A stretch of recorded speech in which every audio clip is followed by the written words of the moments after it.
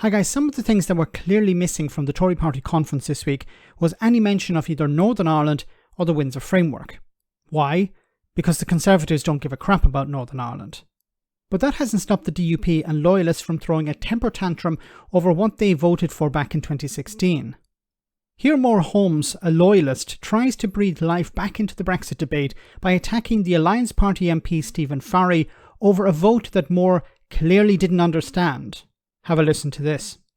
You can't ignore the fact that every unionist party is against the framework, can you? So what's the solution? Help the DUP get back in here. One thing you can't say... Wait a minute. Why does the Alliance Party need to help the DUP get back into power sharing when the DUP is the one that's boycotting power sharing? Like, what is the Alliance Party supposed to do? Look, this is nothing. Let's call a spade here. This has nothing to do with the Windsor Framework, it's nothing to do with the Northern Ireland Protocol, it's nothing really to do with Brexit. This is about the DUP refusing to go into power sharing because Sinn Féin became the biggest party. Okay, so all of this Windsor Framework, Article 16, Northern Ireland Protocol, this is all a smokescreen because the DUP don't want to accept the reality that Sinn Féin is the biggest party. Or make any accusation over the past number of months, indeed years, is that unionism has been ignored. Their concerns, their demands have dominated the news agenda. So how's the framework changed over that period? Well, we have a much lighter touch situation with the red and green lanes. It's not but they perfect. Still exist. Absolutely. And whenever you opted for Brexit, and the DP themselves chose Brexit, you're always going to have some form of special arrangement for Northern Ireland, a line on the map somewhere. People foresaw this and warned against it, but they charged ahead. They are the author of their own misfortune. Now, the Windsor Framework is there. It provides them a route out of their own hole that they've dug for themselves, but they seem incapable of walking back from that. No, the Windsor Framework and the Northern Ireland Protocol ultimately divide the United Kingdom. People didn't vote for that. The only vote that we had was a nationwide referendum that declared the majority of people within the British nation choosing to leave the European Union. Okay, so when it comes to the Windsor Framework, we need to listen to the DUP and Loyalists. We need to listen to their concerns. But when it comes to Brexit, no, let's ignore Northern Ireland. Northern Ireland voted against Brexit.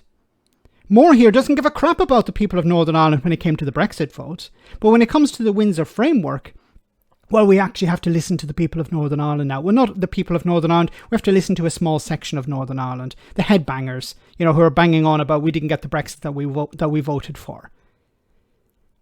But at the same time, a majority in Westminster support the Windsor Framework. Vast majority of MPs backed the Windsor Framework. So which way do you want it more? Do you want it that Northern Ireland has a say or Northern Ireland doesn't have a say? Because you can't have it both ways. The Windsor Framework is an agreement between the EU and the UK government, not the EU and Northern Ireland. Okay? But even if it was an agreement between the EU and Northern Ireland, well, the DUP are refusing to go into the executive. So even if it was an agreement, well, there's no executive. As I said before, this has nothing to do with Brexit. This has nothing to do with the Windsor Framework. There's nothing to do with the Northern Ireland Protocol. This is because unionists, hardline unionists and loyalists in Northern Ireland realise they've lost power. It's over. They've had a long run, about 100 years, and now they have to hand over to somebody else. The problem doesn't rest in that referendum result. The problem rests in the failure to implement that referendum result. You call yourself a Democrat, you're going to respect democracy. Well, that was the referendum result, Stephen. And in a court of law, we've seen and heard judges declare that Northern Ireland is more in the European Union than it is in the United Kingdom in certain aspects. In certain aspects. What judge has said that? Can someone please point me to the article, the speech by a judge who said Northern Ireland is more part of the European Union than it is a member of the United Kingdom to a certain extent, or to some aspects? What a pile of crap. Northern Ireland is part of the United Kingdom. It's a member of the single market when it comes to goods. That's it. Northern Ireland doesn't have the euro. Northern Ireland doesn't have members of representation in the European Parliament. Doesn't have a commissioner. So what are you talking about? Northern Ireland is not part of the EU. If you want to fight that, if you want to come on and we can have a debate on it. Northern Ireland is not a part of the EU. It follows some rules. But the people of Northern Ireland are not EU citizens. There's a big difference between the single market and the EU. You've been to court. You've been to the Supreme Court, and they've ruled on all of these issues. Supreme Court, look, the High Court in Belfast and the Supreme Court told the Brexiteers in Northern Ireland to just go away. You're wasting our time. You tried to bring up articles of Acts of Union. They knocked those down because new laws overwrite old laws. New acts overwrite old acts. It's desperation. But the big problem for the unionists, or the Brexiteers, I should say, in Northern Ireland is they are happy to ignore Northern Ireland's vote on Brexit, but when it comes to the implementation of the Windsor Framework and the Northern Ireland Protocol, they say, no, we need to be consulted. When in reality, it's an agreement between the UK government and the EU.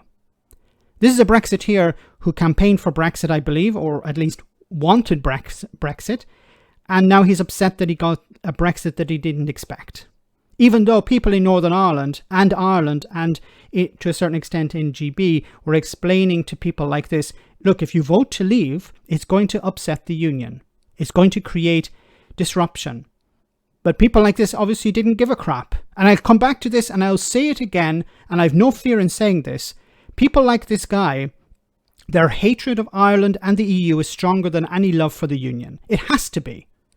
Because if you would be campaigning tomorrow for the UK to rejoin the single market, because this would get rid of any borders between GB and Northern Ireland.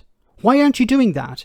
The only conclusion I can come to is that you hate the EU and Ireland more than you have any love for the union. That says a lot for someone who claims to be a loyalist. Let me know in the comment section, guys, what you think. As always, your comments are greatly appreciated. Thanks a lot.